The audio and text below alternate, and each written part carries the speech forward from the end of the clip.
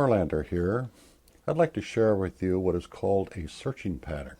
This is something that we use when, frankly, we don't know what to use. The idea here is to have a fly that has the characteristics of other searching type patterns. It's got good size, it floats well, it's easy to see, it's got a great profile, and it has some action. These rubber legs are pretty neat. It gives the impression of something an opportunistic fish really wants. Let's take a look at how we're going to create this thing. I'm going to set that aside. We'll start first with the hook. I'm using a size 10. This is about a 2x long, a fairly light wire hook. The idea is it's a big dry fly. The thread that we're going to use is a 6/0, matching the body color, in this case yellow. We'll start our thread back from the eye of the hook a little bit. Now the other materials we're going to use here, the body is going to be actually a couple different materials. One is we're going to use some craft foam. This is a 2mm thick foam. You'll cut a strip that's about equal to the gape of the hook. The body itself, we're going to use some yellow antron, roughly the color of our thread. We're going to have a deer hair wing. We're going to use body hair. This is off a mule deer. It's quite hollow, floats really well. And then the rubber legs, we've got some of these little stretchy banded rubber legs right here. And again, they give the thing some action. Also the color blends in pretty cool too.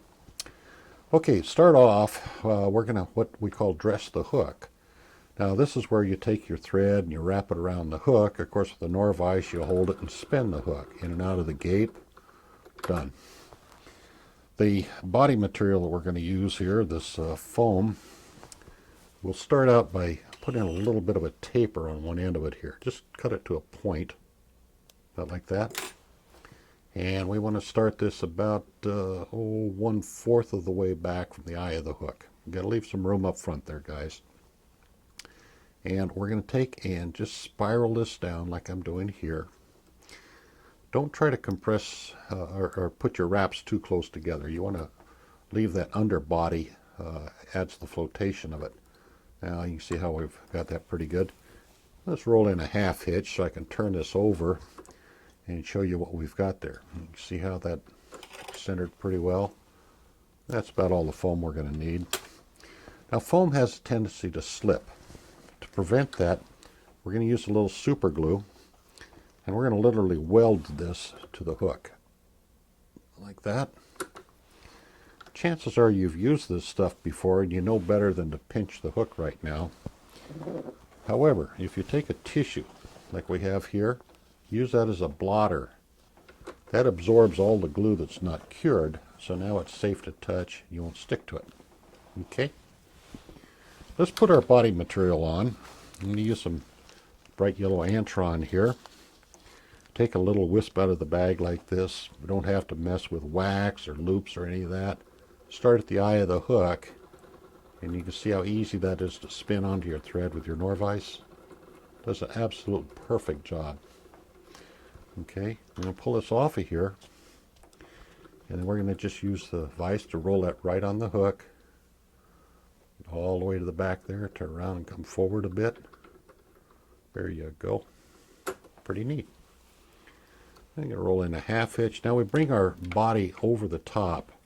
That kind of forms a shell back, except it's that foam is going to float really well.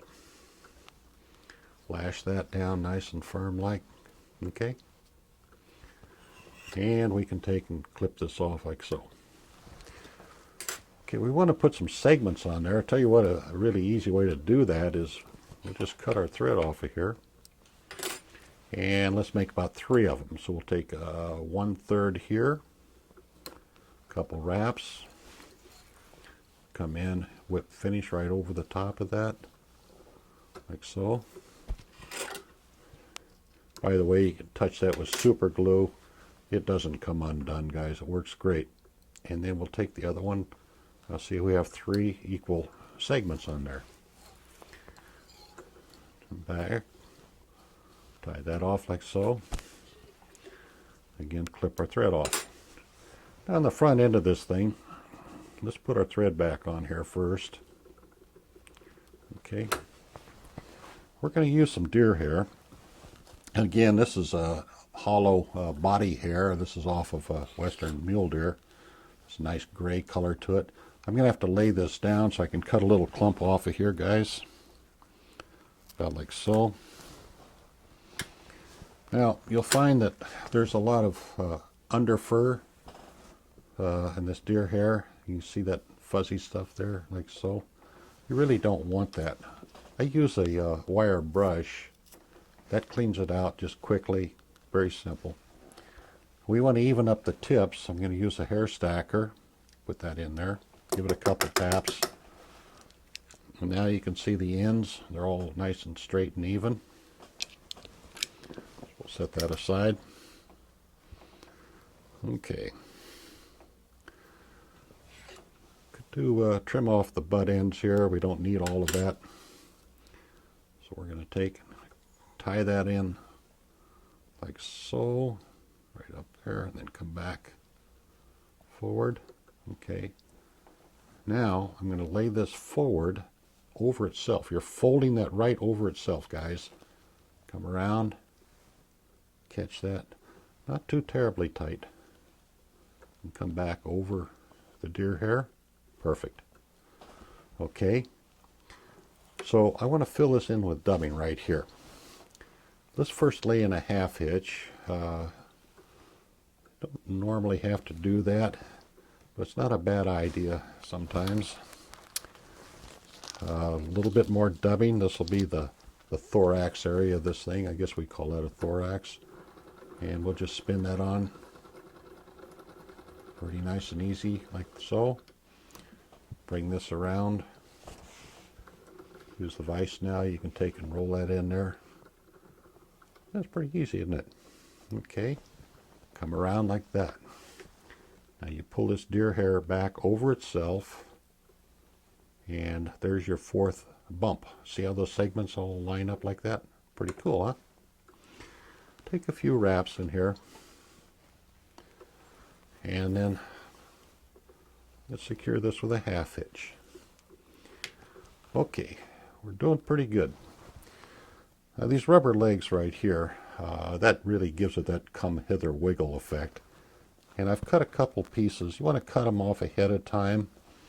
It's kind of a trial and error thing to figure out how long you want them, but this way at least the two of them are the same. And I'm going to lay them in at the same time, probably about 60% in front, 40% in front and 60% in the back. Take a few wraps like so. Okay, then our half hitch, and then we come in and do a whip finish right over the top of that, like so. This is why you want to learn to whip finish with your fingers, guys. You'll find it's pretty handy sometimes. Clip that off. Now we pull these little wiggly legs down, like so. Get one here, get one over there. Oh boy, that's going to drive them crazy, isn't it? And you get your trusty super glue out here, so the thing, it got a wild hair right here, guys. We're going to get rid of that one. And this will absorb down into the thing, holds it together really well. Okay. And you know, that thing really works, guys. It's a terrific pattern. I think you're going to find it works pretty good during hopper time, but it seems to work pretty good year round. Try it. I think you'll like it.